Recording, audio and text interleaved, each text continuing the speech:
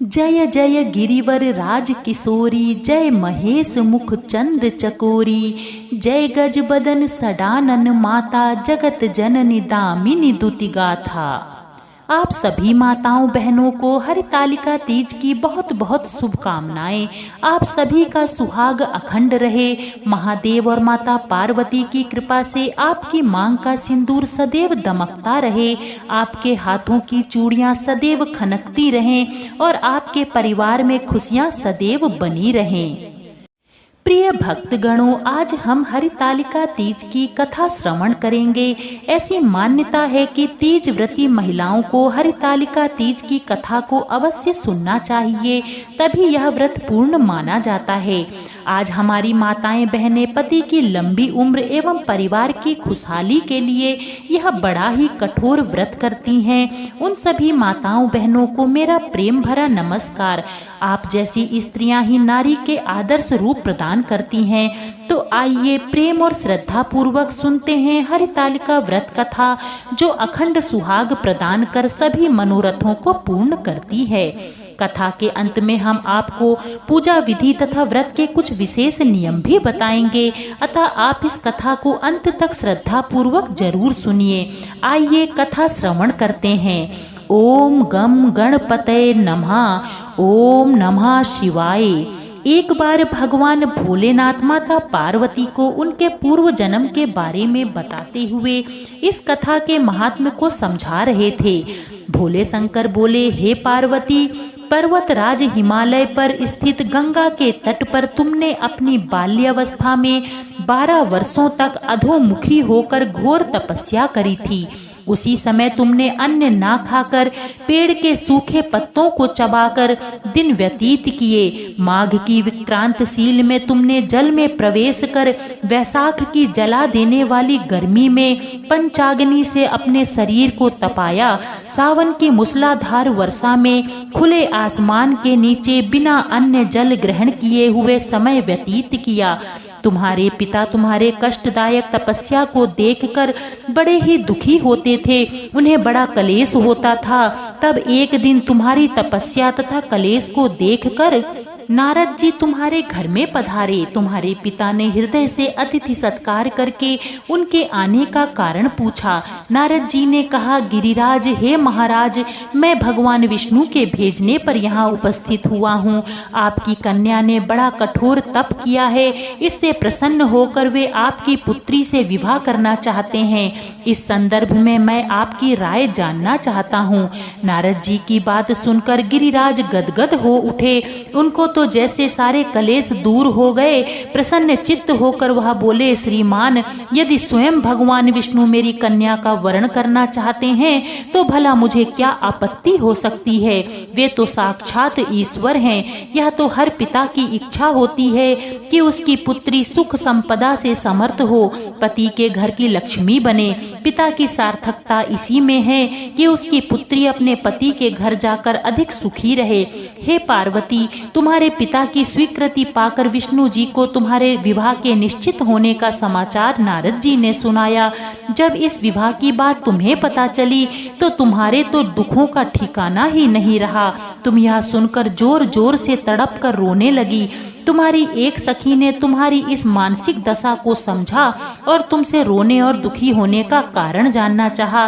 तब तुमने बताया कि मैंने सच्चे हृदय से भगवान शिव शंकर का वरण किया है, मगर मेरे पिता ने मेरा विवाह भगवान विष्णु से निश्चित कर दिया है। मैं विचित्र धर्म संकट में हूँ, मैं क्या करूँ? प्राण छोड़ देने के अतिरिक्त कोई उपाय शेष नहीं बचा है। हे पार्वती, तुम्हारी सखी बड़ी ही समझदार और सूझबूझ वाली थी। वह बोली, इसमें प्राण त्यागने की क्या जरूरत है?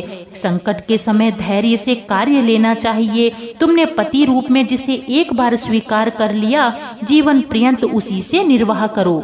सच्ची आस्था और निष्ठा के समक्ष तो ईश्वर को भी समर्पण करना पड़ता है। मैं तुम्हें घनघोर जंगल में ले चलती हूँ, जो एक साधना स्थली भी है, और तुम्हारे पिता भी तुम्हें वहाँ खोज नहीं पाएंगे। वहाँ तुम अपनी साधना में लीन हो जाना। मुझे विश्वास है कि देवों के देव महादेव अवश्य ही तुम्हारी सहायता करेंगे। हे पार्वती, तुमने ऐसा ही किया। पार्वती, तुम्हारे पिता तुम्हें घर पर ना पाकर बहुत दुखी हुए तथा चिंतित भी हुए। वे सोचने लगे कि जाने तुम कहाँ चली गई हो। मैं तो श्री विष्णु से अपनी बेटी के विवाह का प्रण कर चुका हूँ। यदि भगवान विष्णु बारात लेकर आ गए और कन्या घर में ना मिली तो बड़ा भारी अपमान होगा। तुम्हारे पिता ने तुम्हें खोजने में धरती आसमान एक कर दी, पर तुम ना मिली। तुम एक गुफा में मेरी आराधना में लीन थी। तब मैंने प्रसन्न होकर तुम्हें दर्शन दिए और मैंने तुम्हारी मनोकामना पूरी करने का वचन भी दिया। तुम्हारे पिता तुम्हें खोजते हुए उस गुफा तक पहुंच गए। तब तुमने अपने पिता से प्रसन्न चित्त होकर कहा कि मैंने अपना अधिकांश जीवन शिव जी को पति रूप में पाने के लिए तप में बिताया है, जो कि आज सफल हुआ। शिव जी ने स्वयं मेरा वरण कर लिया है। मैं आपके साथ इसी शर्त पर चल सकती हूँ कि यदि आप मेरा विवाह शिव जी से करने के लिए राजी हो जाएं। तब पर्वतराज तुम्हारा विवाह मेरे साथ करने के लिए राजी हो गए और तत्पश्चात तुम्हारा विवाह पूर्ण विधि विधान के साथ मेरे साथ हुआ। हे पार्वती, तुमने जो कठोर व्रत किया था उसी के फल स्वरूप हमारा विवाह हो सका। अतः इस व्रत को करने वाली स्त्री को मैं मनवांछित फल प्रदान करता हूँ। उसे तुम जैसा ही अचल सुहाग प्राप्त हो। जय हो शिव शंकर और जय हो माता शक्ति की। आपको यह वीडियो पसंद आया हो तो चैनल को सब्सक्राइब लाइक अवश्य करिएगा। एक समय की बात है, भगवान शिव और देवी पार्वती नारद मुनि के साथ तृतीया तिथि को पृथ्वी भ्रमण पर निकले। जब ग्रामवासियों को पता लगा कि भगवान शिव देवी पार्वती के साथ गांव में पधारे हैं, तो गांव की निर्धन महिलाओं के पास जो जल, फूल और फल उपलब्ध था उसे लेकर भगवान शिव और देवी पार्वती की सेवा में पहुंच गए। देवी पार्वती और भगवान शंकर उन निर्धन महिलाओं की सेवा और भक्ति भाव से अत्यंत आनंदित हुए। देवी पार्वती ने उस समय अपने हाथों में जल लेकर उन निर्धन महिलाओं पर सुहाग रस छिड़क दिया। देवी पार्वती ने उन निर्धन महिलाओं से कहा कि तुम सभी का सुहाग सदैव अटल रहेगा। उन निर्धन महिलाओं के जाने के बाद उस गांव की धनी महिलाओं की टोली हाथों में विभिन्न प्रकार के पकवान सजाकर माता पार्वती और शिव शंकर की सेवा में आई। देवी पार्वती की ओर देखकर भगवान शिव जी ने कहा, तुमने तो सारा सुहाग रस निर्धन महिलाओं में बांट दिया है, अब इन्हें क्या दोगी? देवी पार्वती ने तब भगवान शंकर की ओर देखकर कहा कि उन निर्धन महिलाओं के ऊपर मैंने सुहाग रस छिड़का था। इन धनी महिलाओं को मैं अपने समान सौभाग्य का आशीर्वाद प्रदान करूंगी। इसके बाद देवी पार्वती ने अपनी एक उंगली को काटकर उससे निकलने वाले रक्त को सभी धनी महिलाओं के ऊपर छिड़क दिया। जिसके ऊपर जैसा रक्त गिरता गया उसे उतना ही सुहाग मिलता गया। इस तरह तृतीया तिथि के दिन निर्धन और धनी महिलाओं को माता पार्वती ने सुहाग बांटा। इसके बाद माता पार्वती भगवान शिव जी से आज्ञा लेकर नदी पर स्नान करने गईं। स्नान के बाद देवी पार्वती ने बालू के ढेर से एक शिवलिंग तैयार किया और उसकी पूजा की। पूजा के बाद देवी पार्वती ने शिवलिंग की प्रदक्षिणा की। इसी समय उस शिवलिंग से शिवजी प्रकट हुए और देवी पार्वती से कहा, तीज के दिन जो भी सुहागन महिलाएं शिव और गौरी जी की पूजा करेंगी उन्हें अटल सुहाग प्राप्त होगा। इधर शिव जी की पूजा करते हुए देवी पार्वती को काफी समय हो गया, तो वह लौटकर वहां आई जहां पर शिव जी विराजमान थे। देवी पार्वती से भगवान भोलेनाथ ने पूछा, काफी समय लग गया आने में। देवी पार्वती ने इस पर यह कह दिया कि उन्हें नदी के तट पर भाई और भावज मिल गए थे, उन्होंने दूध भात खिलाया। भगवान शिव जी समझ गए कि देवी पार्वती आज उन्हें बहला रही हैं। इस पर शिव जी ने कहा कि वह देवी पार्वती के भाई भावज से अवश्य मिलेंगे और स्वयं भी दूध भात खाएंगे। शिव जी देवी पार्वती और नारद जी के साथ नदी तट की ओर चल पड़े। देवी पार्वती ने मन ही मन भगवान भोलेनाथ से प्रार्थना की हे शिव शंकर, मेरी बात की लाज रख लेना। जब भगवान शिव नदी के तट पर पहुँचे तो वहाँ उन्हें एक महल दिखा। उसमें देवी पार्वती के भाई और भावज थे। कुछ समय तक शिव जी और पार्वती उस भवन में रहे। फिर देवी पार्वती ने भगवान शिव से कैलाश चलने की जिद की, लेकिन शिव जी जाना नहीं चाह रहे थे, तो देवी पार्वती अकेले ही वहां से विदा हो गईं। इस पर भगवान शिव को भी देवी पार्वती जी के साथ जाना पड़ा। अचानक से भगवान शिव ने कहा, अरे मेरी तो माला वहीं भवन में रह गई है। नारद जी को शिव जी ने माला लाने के लिए भेजा।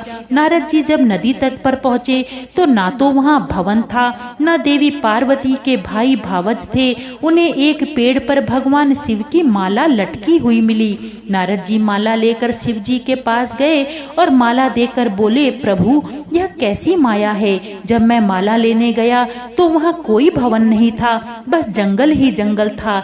एक पेड़ पर माला लटकी मिली। इस पर शिव पार्वती मुस्कुराए और भगवान शिव बोले, यह तो सब देवी पार्वती की माया है। इस पर देवी पार्वती ने कहा, नहीं नहीं, यह सब भोलेनाथ की माया है।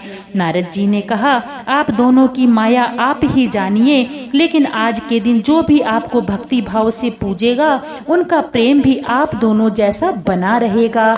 बोलिए शिव शंकर भोलेनाथ की जय, माता पार्वती की जय। बोलिए तीज माता की जय। प्राचीन समय की बात है, एक गांव में एक ननद भाभी रहा करती थीं। भाभी बहुत ही धार्मिक विचारों की थी। वह सदैव ही पूजा पाठ धर्म कर्म के कार्यों में ही लगी रहती थी। ननद रानी भी सीधी सादी थी, किंतु उसका मन पूजा पाठ धर्म कर्म में नहीं लगता था। कुछ समय बाद ननद का विवाह भी हो गया। भाभी हर साल तीज का व्रत किया करती थी। तीज माता के नाम पर सुहाग की पिटारी दान किया करती थी। जब तीज का व्रत आया तो भाभी ने अपनी ननद को भी बुलवाया। ननद रानी भाभी के बुलाने पर आ तो गई, लेकिन वह ना तो अपनी भाभी के साथ व्रत करती और ना ही व्रत कथा सुनने में उसका मन लगता। भाभी ने तीज का व्रत किया तथा तीज माता के नाम पर सुहाग की पिटारी का दान भी किया। तीज व्रत हो जाने पर ननद रानी अपने ससुराल चली गई। ननद रानी अब जब भी कांच की चूड़ियां पहनती वह टूट जाती, बिंदी लगाती वह अपने आप हट जाती, वह जो भी श्रृंगार करती सब अपने आप ही मिट जाता। ननद रानी इन सब बातों से अत्यंत चिंतित हो गई और उसने यह सारी बातें अपनी सासू माँ को बताई। सास भी ऐसा सुनकर बहुत ही चिंतित हो गई। वह अपने गुरुजी के पास गई और उन्हें बहू की यह सारी बातें बताईं। गुरुजी यह बातें सुनकर सारी बात समझ गए। उन्होंने कहा कि आपकी बहू पर संकट आने वाला है, उसके विधवा होने का योग बनता दिख रहा है, इसलिए ही उसके श्रृंगार की सारी वस्तुएं टूट रही हैं और खो रही हैं। सास ने गुरुजी के सामने हाथ जोड़कर रोते हुए इस विपत्ति से निकलने का उपाय पूछा। तब गुरुदेव बोले कि अमर सुहाग का वरदान तो केवल माता पार्वती ही देती हैं। अपनी बहू से कहो कि वह तीज का व्रत करे, माता पार्वती भगवान शिव और गणेश जी का विधिवत पूजन करे, तीज माता के नाम से सुहागन महिलाओं को तीज की पिटारी दान करे और उनसे आशीर्वाद ले। इस सबसे माता पार्वती प्रसन्न होंगी और उसे अमर सुहाग का आशीर्वाद प्रदान करेंगी। सासू माँ ने गुरुदेव के चरण छुए और घर आकर बहू को सारी बात बताई। बहू सारी बातें सुनकर बहुत ही पछताने लगी कि कैसे उसकी भाभी हर पूजा पाठ में उसको भी पूजा करने को कहती थी, लेकिन वह उसको मना कर देती थी। उसने मन ही मन तीज माता से क्षमा प्रार्थना की और तीज का व्रत आने पर वह अपने मायके गई और अपनी भाभी के साथ तीज का व्रत किया। भगवान भोलेनाथ, माता पार्वती और गणेश भगवान का विधिवत पूजन किया तथा तीज माता की व्रत कथा भी सुनी और तीज माता के नाम पर सुहाग की पिटारी सुहागिनों को बांटा। इस सबसे माता पार्वती अत्यंत प्रसन्न हुई। अब जब भी वह श्रृंगार करती तो ना तो उसकी चूड़ी टूटती, ना ही बिंदी खोती, ना ही सिंदूर उड़ता। अब वह अपनी भाभी की तरह ही हर साल अपने घर पर तीज का व्रत करती, पूजा पाठ विधिवत करती। इससे उसके घर परिवार में सुख सौभाग्य की वृद्धि हो गई। हे तीज माता, अपने सभी भक्तों पर अपनी कृपा बनाए रखना, उनका घर धन धान्य से भर देना और उनका सुहाग अखंड करना।